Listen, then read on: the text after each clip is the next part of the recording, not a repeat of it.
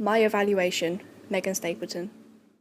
In what ways does your media product use, develop or challenge forms and conventions of real media products? Our film, Smoke of the Past, was influenced by many conventions from typical film noir films. We were able to do this through researching different films from the genre from different decades. The film noirs I researched were Out of the Past, Gun Crazy and The Long Goodbye, all of which conveyed the typical conventions of the genre, such as long black coats, cars, cigarettes and guns. We tried to use a combination of these conventions in our film in order to successfully represent the thriller aspect of the film noirs. We decided that the cigarettes would convey a sense of dominance between the characters and make them seem more mysterious as they would be followed by a cloud of smoke. I was also able to research two neo-noirs, Pretty Little Liars Shadows Play and Reservoir Dogs, which both use typical conventions of a film noir film but tried to apply them in a more modern context. For example, in Pretty Little Liars, the main female character was portrayed as the femme fatale. This was made clear to the audience as she was always dressed in black to convey that she had a dark side, and she was also outstandingly intelligent and beautiful. As a result, this gave us the idea to have a fierce leading female who would be able to dominate any other characters that may come in her way.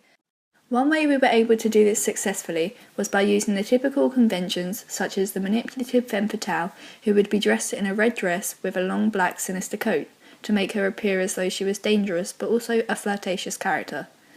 Another scene that we were also able to develop was when one of the characters in Pretty Little Liars was applying her lipstick in the mirror, which not only added to her beauty and made her look more appealing to men, but it also made her seem as though she was preparing for a future event, which made her look more deceptive and cunning. Similarly, we followed the typical convention in film noirs such as the dangerous guns, which we saw in the film Gun Crazy. This film featured a manipulative femme fatale who had an interest in guns, which she used to her own advantage. We tried to interpret this into our film by making our femme fatale have a past experience with them, and therefore making her appear like more of a threat to the male protagonist. However, the ways in which we challenged the conventions of a typical film noir film was by making our male protagonist more vulnerable than the femme fatale. This is because, typically, the main male protagonist would overcome their fears and dominate the femme fatale, but in our case, we decided to keep the femme fatale as the more powerful character. For example, in the neo-noir, Reservoir Dogs, there were no women featured throughout the entirety of the film, thus suggesting that women are inferior. As a result, we decided that we would challenge this convention and try to appeal to a wider audience by involving both genders. Equally, the neo-noir Pretty Little Liars also challenged the typical conventions of a film noir, as the episode was dominated by female characters. How does your media product represent particular social groups? We wanted to make Smoke of the Past appeal to as many different social groups as possible in order to attract a wider audience. To do this, we decided to mainly represent women in our film, as female characters are usually objectified in the media by wearing minimal clothing. In order to overcome this, we chose to have a more fierce and dominant female who challenged all of the negative stereotypes to do with women. One way we were able to do this was by ensuring that our femme fatale wore suitable and sophisticated clothing to make her look superior. We also tried to empower her by giving her chiaroscuro lighting, which created shadows behind her to make her seem as though she was mysterious and an important character. Also, we chose to give her a majority of the screen time to show that she is our main antagonist, which suggests she isn't being deprived or marginalised due to her gender, unlike most films. Therefore, our film would equally appeal to men just as much as it would to women. Also, the theme of love and romance suggests that women would enjoy this film because stereotypically, women enjoy romance films more so than men. However, to ensure we received a big audience of both men and women, we added a thicker plot which included betrayal, revenge and violence. We hope that this would connote themes of the action genre and would entice men to watch the film, because men are more likely to go to the cinema to see an action film rather than a romantic film. What kind of media institution might distribute your media product and why? We came to the conclusion that our film would be best distributed by the British independent company Artificial Eye, because they specialise in independent films. We believed that Artificial Eye would be ideal for our film because they focused solely on different and creative types of films and would be able to represent our film perfectly. Even though Artificial Eye have a small budget, they are still able to produce successful films, such as The Choir, which starred the Hollywood actor Dustin Hoffman, which suggests they already have a big fan base who would be interested in our film. Artificial Eye have also distributed other films such as Finally Sunday and Pickpocket, which is about a gangster who gets caught up with a beautiful woman, much like our femme fatale. Consequently, they will have the resources and knowledge about how to advertise our genre of film to the perfect audience, which will hopefully increase our sales and profit. We also studied conglomerates to see if they would be more effective at distributing our film. The main conglomerate we looked at was Warner Bros., as they are a global company that would be able to distribute our film to a wider audience. They are able to do this because they have a bigger budget and are therefore able to advertise their films on more platforms, such as adverts on TV and public events.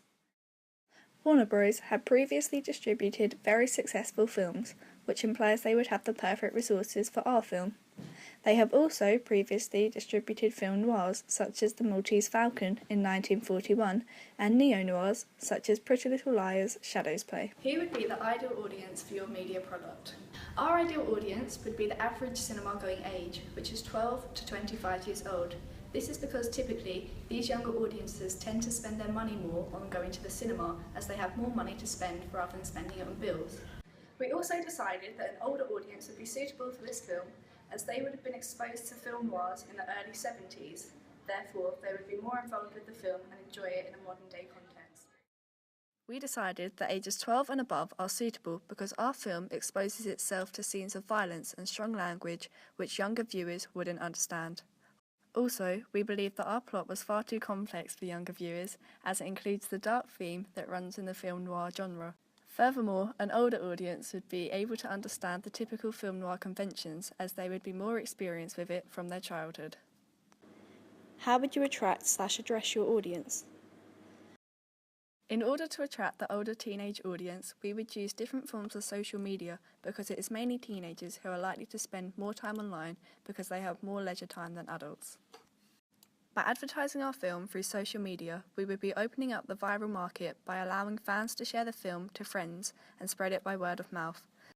This would therefore attract a wider audience due to the higher quantity of people seeing the adverts. Additionally, we decided that our film website and social media pages should not only feature the film trailer, but also include interviews with the actors, public events, and other forms of advertisement in order to enhance the audience to watch the film. We also aim to use Web 2.0 technologies so we are able to share external links with our film website. We also use cross-media convergence in order to make the trailer to our film available on multiple devices. What ways have you learnt about technologies from the process of constructing this product? While constructing this film, I acquired many different skills with regards to the editing software. Before starting the project, I had basic knowledge about how to use iMovie because I used it previously for my GCSE work. However, I soon realised that this software was too basic and didn't allow me to do as many effects as the other editing apps. As a result, I decided to use Final Cut Pro because it enabled me to do more complex effects. Also, while using Final Cut Pro 10, I learnt that there were many tools, such as the blade tool, which allowed me to do more precise cuts to make the film look more professional. Similarly, Final Cut Pro also gave me access to more styles of text so that I can insert the credits perfectly into the corresponding space in the shot. Additionally, while planning for the film, I used Web 2.0 tools such as Prezi and Lucidchart, which enabled me to create mind maps and presentations so that I could visualise my ideas. Looking back at your preliminary task, what do you feel you have learnt in the progression from it to the full product? I believe that our group have significantly developed since our preliminary task because we were able to learn from our mistakes. In our preliminary task, we only used 3 filming techniques, which was the 180-degree rule, match on action, and shot reverse shot. The 180-degree rule is a fundamental filmmaker's rule that states that the camera should only stay on one side of an imaginary line to ensure that the continuity of the shot remains adequate. Match on action is when the camera cuts in the middle of an action and will cut back to the same action but further along, much like the example of a door we used in our preliminary task. The final technique was the shot reverse shot, which is when the camera cuts while 2 characters are having a conversation so that the audience can see the different sides of the discussion. We were able to adapt these techniques in our final film by applying them throughout. We even included other techniques such as canted shots, which is when the camera tilts, so we can make the audience feel uneasy and scared. Also, we tried to include faster-paced edits than we did in our preliminary task to ensure that we included the thriller aspect of the film noir genre. We hope that this combination of techniques would help with the continuity of our film and make it seem more professional. Thanks for watching.